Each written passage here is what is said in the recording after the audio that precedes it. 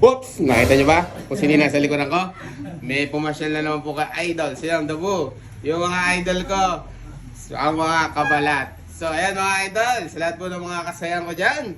Big shoutout po natin. Huwag niyo pong kalimutan. Pakipollow niyo naman po kami. Sayang Dabu ang inyong likod. At yung mga aking kaibigan. Kabalat. Big shoutout. Ayan. Ayan po sila oh. Mga idol ko po kasi talaga namang pinapasaya nila ang araw ko sa tuwing sila po ay taasan po ng mga kwentuhan. Kaya naman po mag-i-enjoy po kami sa kanila. Subukan niyo po panoorin. Kasi nakakita kami ni Idol. Eto, dito sa may poblasyon. Akala niyo po ba, ang alam ko, taga-malayong lugar yung mga taga-Kabalat. Sabi ko sa kanya, akala ko taga-Mindanao kayo.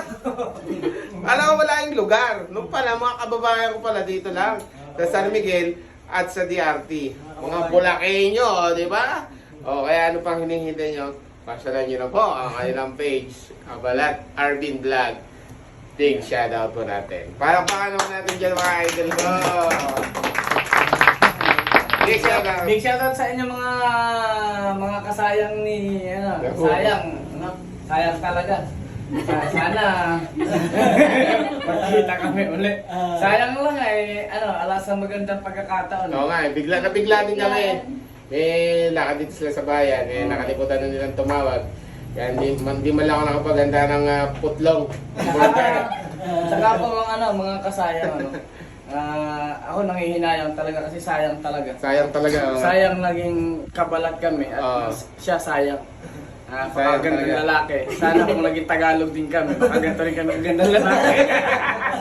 Sayang kabalat kami. Alam niyo po ba, yung mga kabalat,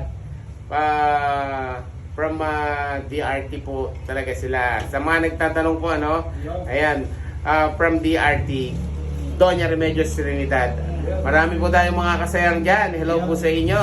Sa lahat po ng mga Kabalat Arvin Vlog, hello po sa inyo, inyong lingkod. Sayang Dabu. Natutuwa po ako pinasyalan po nila ako. Pero naka-schedule din po sa amin, sa team Sayang Dabu, papasyal po ako sa lugar nila. Napakaganda po kasi ng ambience. Nakakawala ng stress, nakaka-relax po. At isa pa, ay talagang realidad yung makikita mong buhay ng mga Kabalat Arvin Vlog. Kaya sa lahat po ng mga viewers natin dyan, huwag niyo pong kalimutan, big shoutout po natin. Kung kayo may Kabalat Arvin nalulungkot, Vlog. Ayan, totoo yun. Kung kayo may nalulungkot, tignan nyo lang yung aming page, pakita lang. Totoo ba yan, yung ahas? Ha? Totoo yun. Dito, tatanong ko na talaga yung mga pagkukwentuhan nila. Yung palakihan ng barko ba yun? Oo, di ba? Nung nakaraan kasi nawala itong isa. Yung pala, nakabitin sa Ayun, helicopter. Helicopter. Kaya na itong isa. Kung nakita siya, kaya daw pala hindi niya makakita itong isa. Sunong-sunong pala na ito yung bulldozer. Hindi ka magkikita na, huwag ka ganun. Hindi talaga. Hindi ka magkikita. Diyos ko po. Nakakasabit talaga, di ba? Tumitira na ako ng pasimple, no? Tumitira na ako ng pasimple. Saka mga kabalat, pumunta kayo dito sa San Miguel, kakaiba yung kape nila dito, may yelo. May yelo. At kami pala ng mga Tagalog, malamig. Nakita nyo na.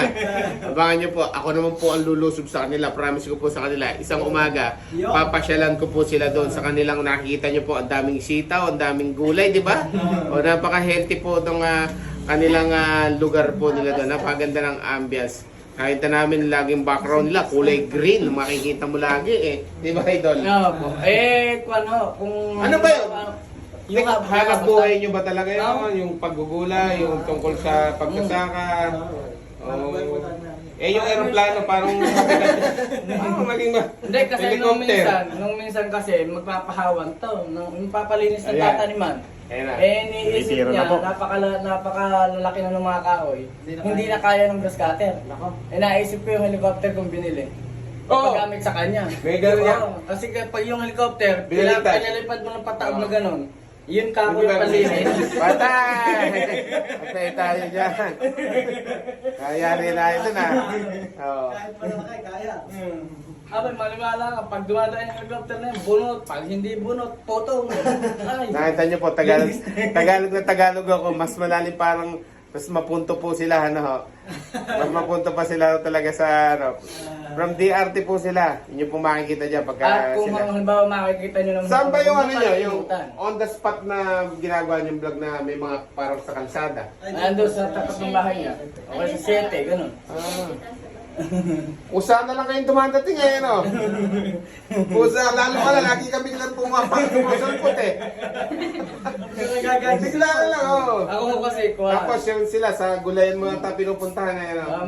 Kung mapapansin nyo, parang napaka-energetic namin, di ba? Meron ka pang sitaw na mahaba eh. Meron nga. Yun nga yung, kung sabi ko nga sa inyo, kung isang halimbawa pupunta kayo doon sa amin at tampakay nyo lang sitaw, hintayin nyo lang dito. Kasi yung dulo na makakarating dito.